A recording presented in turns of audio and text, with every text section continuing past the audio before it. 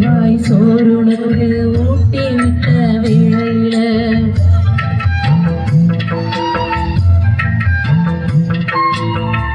உலகம் பசியடங்கி உறங்குறம்மா நேரத்தில உதட்டு பழுக்கையில